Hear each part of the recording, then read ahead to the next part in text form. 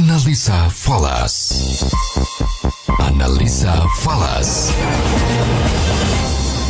Ya, mitra bisnis, saat ini kita masuki sesi analisa falas dan untuk itu saya Beni Rahmadi akan berbincang bersama dengan trader dan analis pasar uang Bapak Rio Lee. Selamat sore Pak Rio. Selamat sore Mas Beni. Oke Pak Rio, sesuai dengan ekspektasi yang sudah kita diskusikan pada awal pekan minggu lalu, tampaknya memang indeks dolar masih bertahan di atas level 105, bahkan saat ini sudah melampaui 105.407 ini Pak. Nah, apakah memang karena faktor The Fed menahan suku bunga maka indeks dolar masih bertahan di atas level 105 atau ada faktor lainnya yang Pak Rio lihat? Ya, yang pasti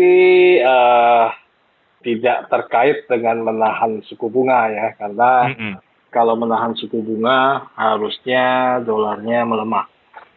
Tapi kembali lagi, kalau kita sedikit evaluasi di minggu lalu, Mas Beni, sebenarnya ini sudah kita, seperti tadi Mas Beni sampaikan ya, sudah kita coba prediksi bagaimana perilaku pergerakannya selama 1 minggu lalu. Ya memang potensi USD ini seperti saya bilang ada kecenderungan, ada kecondongan memang akan terus menguat.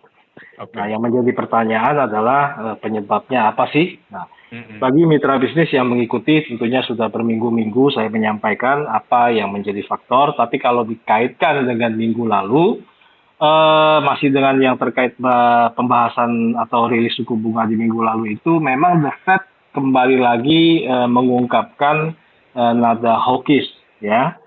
Jadi masih ingin untuk mengejar inflasi yang belum mencapai target ya 2% sesuai yang diinginkan oleh The Fed. Nah, hal ini tentunya juga seperti juga saya pernah sampaikan memang didukung ya efek negatif dari peningkatan suku bunga sebenarnya adalah dengan melambatnya ekonomi, ya sesuai dengan logika market, logika ekonominya. Namun khusus untuk Amerika, kalau kita perhatikan, memang tidak begitu signifikan atau justru sebaliknya, ya dengan The Fed terus menaikkan suku bunga kemarin, perekonomian Amerika itu tidak terlalu terganggu. Itu bisa kita lihat ya, dari yang data tenaga kerja, kemudian data inflasi, data retail sales ya. Dan malam ini ada beberapa data yang cenderung medium, kita akan lihat lagi apakah perekonomian Amerika ini masih tetap sehat. Jadi atas kondisi itu maka sangat reasonable bahwa US dollar ini memang cenderung strong. Nah kemudian yang berikutnya adalah kalau kita bicara mata uang, tentunya nilai mata uang US dollar itu dia tidak berdiri sendiri. Pasti dia memiliki pasangan yang di-compare, maka terjadilah sebuah nilai kan begitu. Nah, kalau kita lihat US dollar di-compare dengan beberapa negara, dengan beberapa mata uang, memang juga mendukung untuk US dollar menguat. Misal contoh, ya, kita lihat di minggu lalu di UK itu data CPI-nya turun. Ya, artinya inflasinya turun. Apa arti inflasi turun? Berarti kemungkinan UK atau BOE ya DOE untuk terus menaikkan suku bunga kan menjadi lebih kecil kemungkinannya. Ya, kemudian diadu dengan siapa? Diadu dengan Eropa. Sama, Eropa juga mencatatkan inflasi yang turun. Ya, kemudian diadu dengan siapa lagi? Dengan Jepang. Sama. Minggu lalu juga Jepang menunjukkan inflasi yang turun. Nah, artinya di sini menurut saya ya sekali lagi ini adalah disclaimer, pendapat pribadi, saya masih menilai potensi US dollar itu untuk menguat itu masih ada. Walaupun mungkin bagi sebagian pelaku pasar, ini bahasanya sudah ngeri-ngeri sedap. Ya, kenapa? Karena kalau kita lihat dari pergerakan weekly, ya untuk dolar indeks sendiri, itu sudah menciptakan kesebelasan.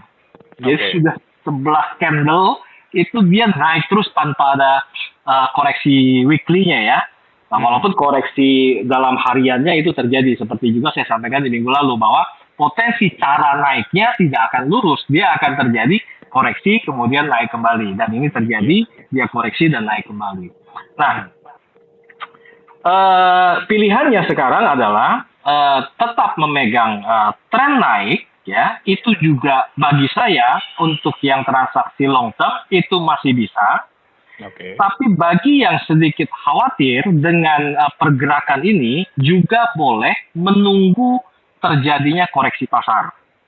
Bisa minggu ini, bisa minggu depan, saya tidak tahu. Tapi kalau kita kaitkan dengan teknikal, kebetulan sekarang harga sudah berada di titik level tertinggi sebelumnya. Artinya di top sebelumnya itu ada di angka 105,8 yang which is terjadi pada bulan Maret.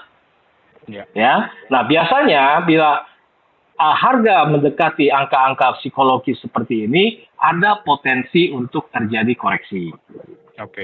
Nah, jadi kembali lagi, kalau saya tarik sebuah kesimpulan, untuk arah saya masih meyakini US dollar akan menguat, tapi dalam minggu ini ada potensi atau kemungkinan koreksi, atau kalau tidak terjadi minggu ini maka minggu depan. Tapi kalau pelaku pasar atau mitra bisnis yang memegang dolar untuk jangka panjang, tentunya dengan memperhatikan resiko-resiko yang dia siap, ya, itu saya masih meyakini masih punya potensi untuk menguat. Saya pikir itu. Nah, support dan resisten untuk indeks dolarnya sendiri, Bapak melihatnya paling tidak sepanjang minggu ini akan bergerak di kisaran berapa, Pak? Ya, kalau untuk resistennya yang tadi saya sampaikan, ya, ada di 105,86 kurang lebih, ya. Nah, kemudian kalau untuk supportnya, saya pikir angka 104,0 saya kira mungkin itu adalah area supportnya. Ya. Tapi kalau ini based on experience, ya. Jadi kalau misalnya pergerakannya seperti ini kecil-kecil, ya, ada koreksi kemudian naik lebih kuat, ada koreksi naik lebih kuat, biasanya ini nafasnya cukup panjang.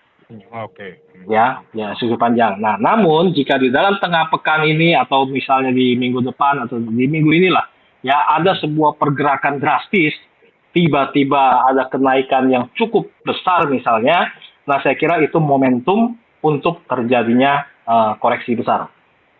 Selama itu tidak terjadi atau selama itu belum terjadi, pergerakannya adalah merembet, ya, sedikit-sedikit, karena ini adalah terkait dengan psikologi market. Jadi psikologi market, pada saat market itu bergerak pelan, jadi pada saat ada turun sedikit, orang melakukan action buy kembali, ada profit, mereka take kembali. Nah, biasanya yang seperti ini adalah cenderung agak panjang nafasnya, agak kuat, ya. Jadi bisa bergerak seperti ini terus. Saya pikir itulah yang bisa menjadi mungkin pagar, ya, untuk mitra bisnis untuk memperhatikan masalah pergerakan US dollar. Saya pikir itu.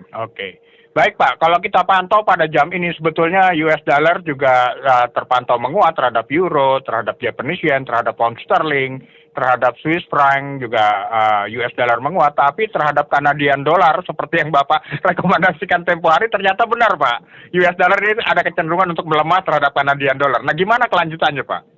Ya, saya pikir ini sangat reasonable sekali lagi. Dolar Kanada, kalau mitra bisnis atau rekan-rekan pelaku pasar memperhatikan, di minggu lalu itu diumumkan data inflasi Kanada, justru dia sendiri yang naik.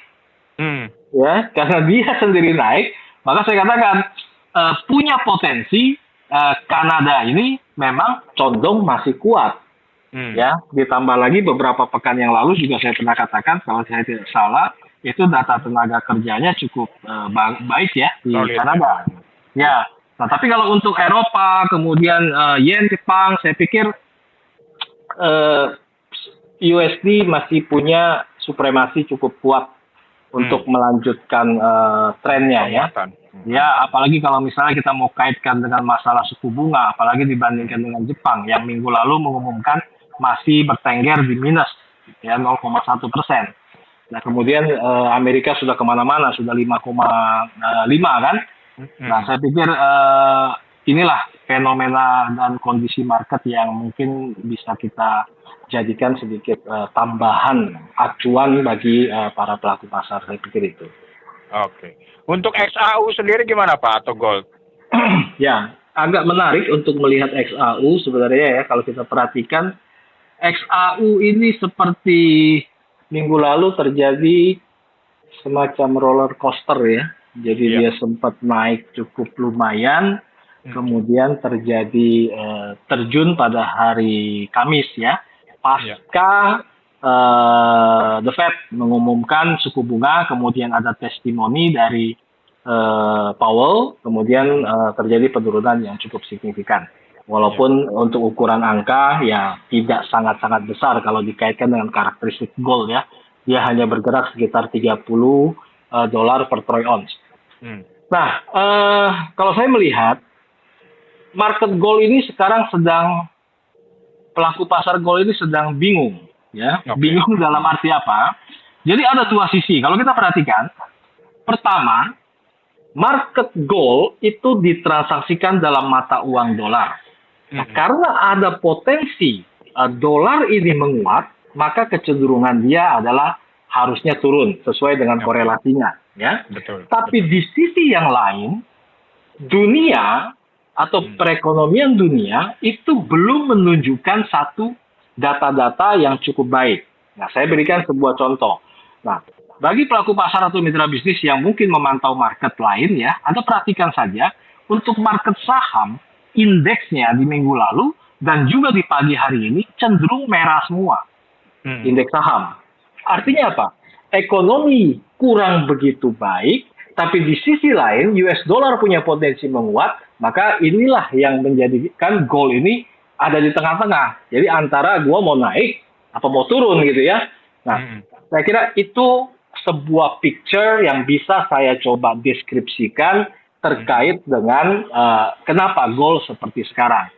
Lalu kalau demikian bagaimana Pak strateginya? Kalau menurut saya gold ini silakan manfaatkan osilator untuk ditransaksikan.